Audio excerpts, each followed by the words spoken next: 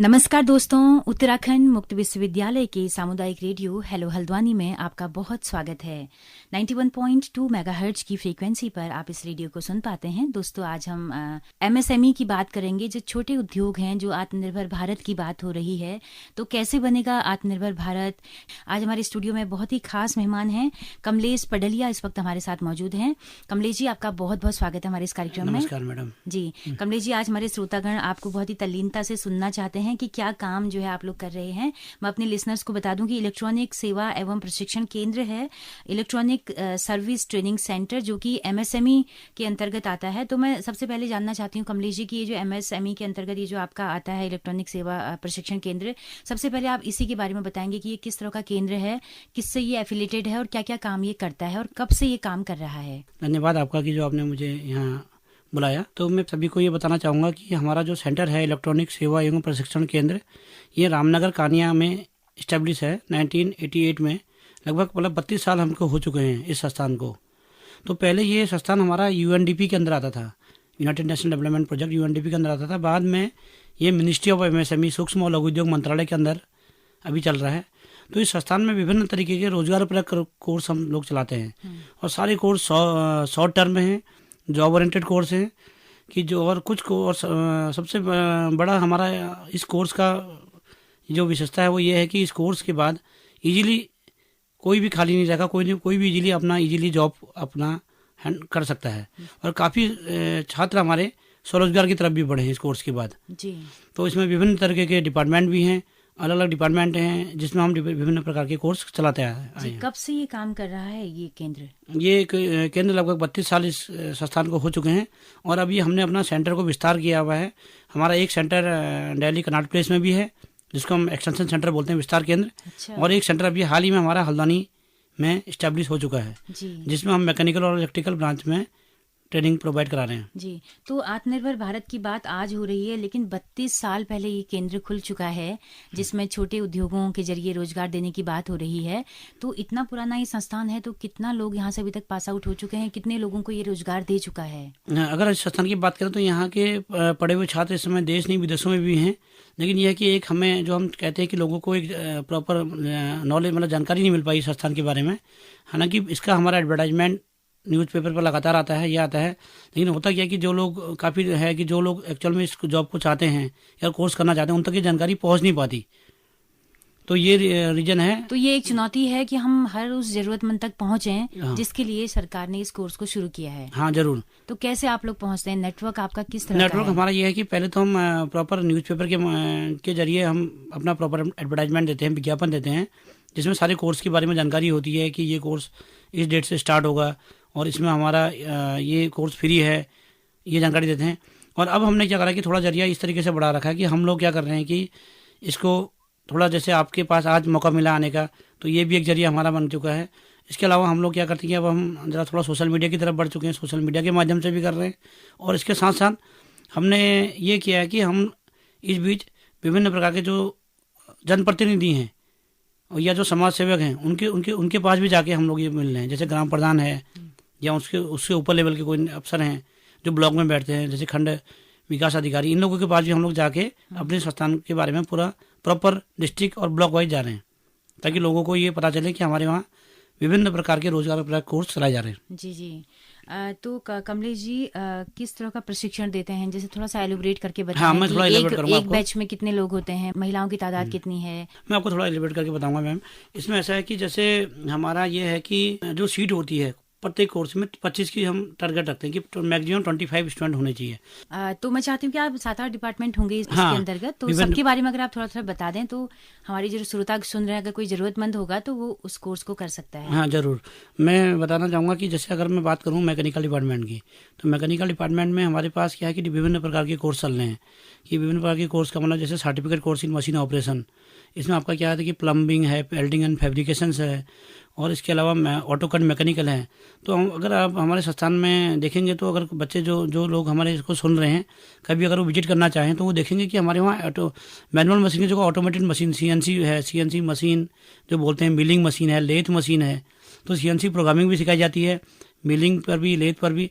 और साथ साथ प्रोडक्शन का वर्क भी, जो कंपनी प्रोडक्शन करना चाह रही है तो वो मशीन के जरिए हमारा प्रोडक्शन वर्क भी वहाँ पर होता है। तो छात्रों के लिए बड़ा अच्छा सीखने का विषय होता है, क्योंकि लाइव प्रोडक्शन वो देखते हैं वहाँ पर सीखने के साथ साथ। बिल्कुल। और इसके अलावा हम बात करें अगर इलेक्ट्रिकल डिपार्टमेंट की, इलेक्ट्रिकल की, इलेक्ट्रॉनिक्स की, तो इसमें हमारे पास जैसे अगर मैं बात करूँगा तो इसमें हमारे पास जैसे पीसीबी डिजाइन का कोर्स है। तो पीसीबी एक ऐसा सर्किट है कि पीसीबी सभी लोग जानते होंगे, जो लोग नाम सुना होगा, एक सर्किट, प्रिंटेड सर्किट बोर्ड होता है।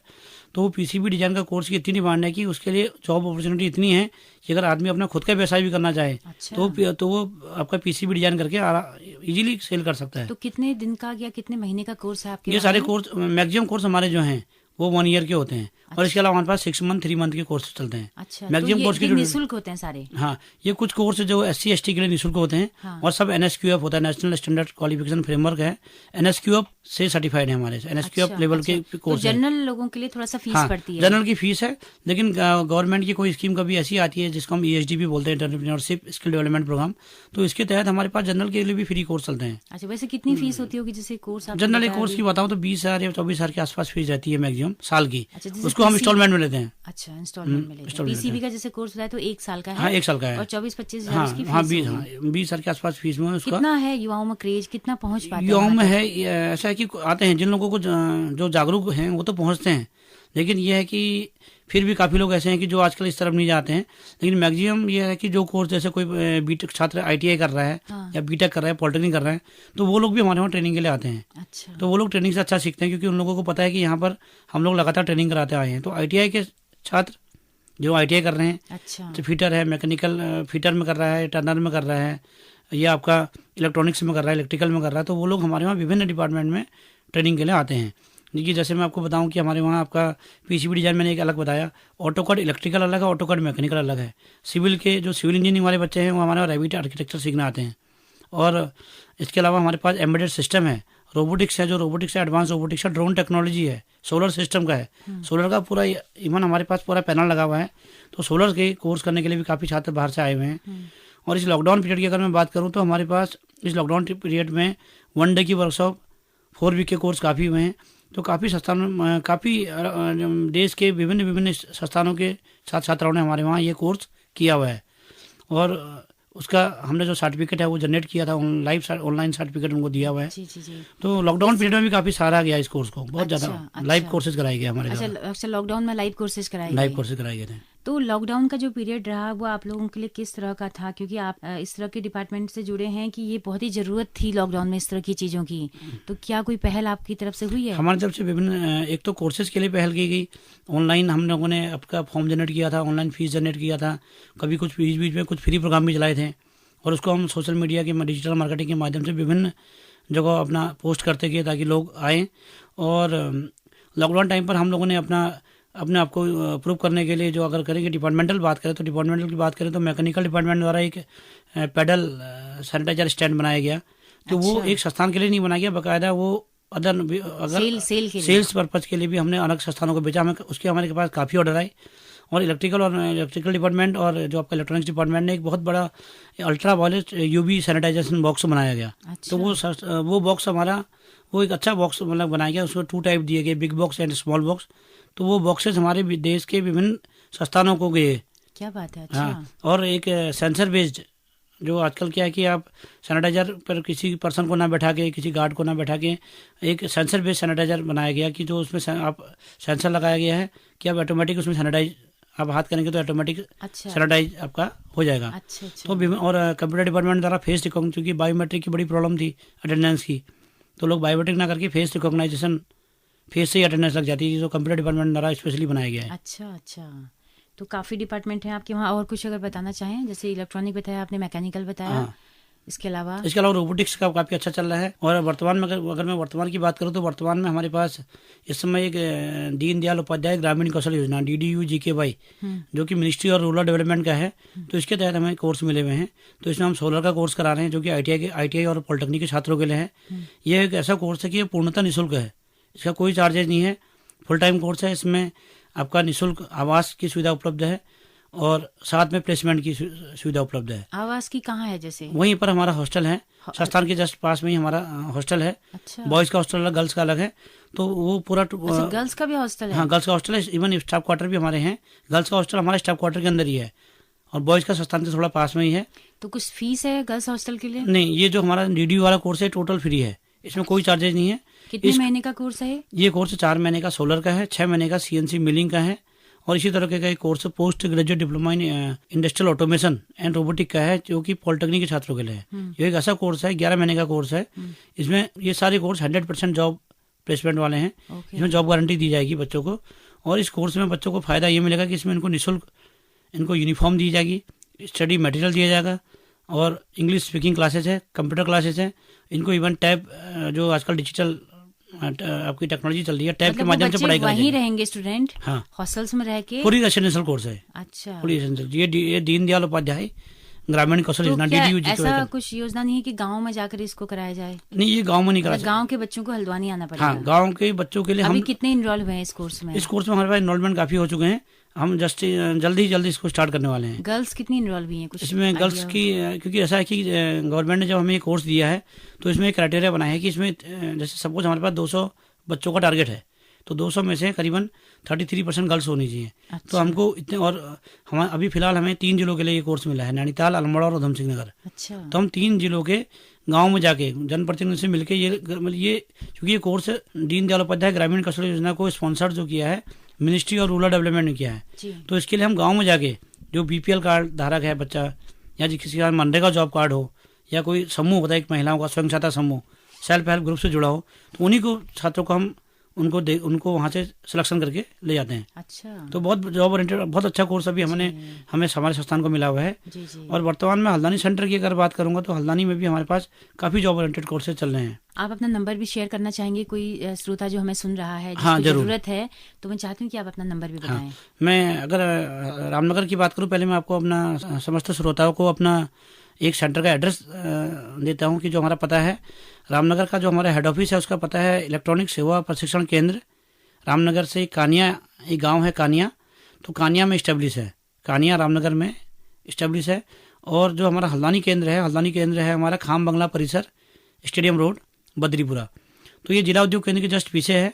तो इसको यहाँ इस स्थान में हम एक कोर्स जो कि इंटरनेशनल लेबर ऑर्गेनाइजेशन ILO द्वारा सर्टिफाइड है, SIYB, start and improve your business, जल्दी ये शुरू करने जा रहे हैं। तो यह एक ऐसा रोजगार कोर्स है कि जो कि फ्री ऑफ, इसमें कोई चार्जेज नहीं होगा। इसमें हम 25 हमारा सीट है, 25 छात्रों को हम लोग इसमें बिजनेस को शुरू करना और उसको इम्प्रूव करने के बारे में हम बताएंगे। तो बिजनेस, अगर सपोज कोई इसमें ऐसा कैंडिडेट आता है कि जिसका ऑलरेडी बिजनेस चल रहा है, तो वो अपने बिजनेस को इम्प्रूव करने के लिए आएगा, या कोई नया अपना बिजनेस शुरू करने आ रहा है तो उस बिजनेस को स्टार्ट करने के बाद उसके बारे में बारीकी सीखने के लिए आएगा। लास्ट ईयर भी ये कोर्स हमारे द्वारा कराया गया था। तो इस कोर्स में हमारे एक छात्र हैं दीपक पंत, उनको लास्ट ईयर उत्तराखंड सरकार द्वारा बेस्ट स्टार्टअप अवार्ड से नवाजा गया। तो उन्होंने भी हमारे वहाँ ये कोर्स किया हुआ था। अच्छा। तो ये कोर्स काफ़ी अच्छा कोर्स है। अगर कोई अभी भी जो श्रोतागण सुन रहे हैं हमें, तो वो डायरेक्ट वहाँ जाके हमारे खाम बंगला परिसर में जाके अपना रजिस्ट्रेशन करवा सकते हैं। निःशुल्क कोर्स है, फुली कोर्स है, 25 डे का कोर्सेज होगा। और अगर नंबर की मैं बात करूँ तो आप मेरा नंबर नोट कर सकते हैं। मेरा नंबर है 9411308631। तो यह मेरा मोबाइल नंबर भी है और यही मेरा व्हाट्सअप नंबर भी है। तो जो भी श्रोतागण हमें सुन रहे हैं वो अगर चाहें तो कॉल कर सकते हैं और या व्हाट्सएप पर अपनी जानकारी भेज सकते हैं। बिल्कुल। कमलेश जी, क्या चुनौती लगती है आपको? थोड़ा सा बताएं कि जो MSME है वो तो इसका मतलब काफी कुछ कर रहा है ग्रामीण शहरी युवाओं के लिए। सारे लोग कब तक इन ट्रेनिंग्स को कर पाएंगे, कब तक उनकी पहुंच होगी यहाँ तक? अभी लॉकडाउन में भी आपने सुना होगा कि हमारे प्रधानमंत्री जी द्वारा काफ़ी कहा गया, मैंने सूक्ष्म लघु उद्योग को काफ़ी बढ़ावा दिया गया। तो यह है कि हमारे पास जैसे अभी गवर्नमेंट की ओर से प्रोजेक्ट उन्नति करके चल रहा है कि जो मनरेगा वालों के लिए है, और इसके अलावा कोई MSME से रिलेटेड काफ़ी कोर्स चल रहे हैं। हमारे पास गवर्नमेंट स्पॉन्सर प्रोग्राम आ रहे हैं कि जो लोग अपना रोज़गार सेल्फ एम्प्लॉयमेंट के लिए आ रहे हैं कि अपना रोज़गार करना चाहें।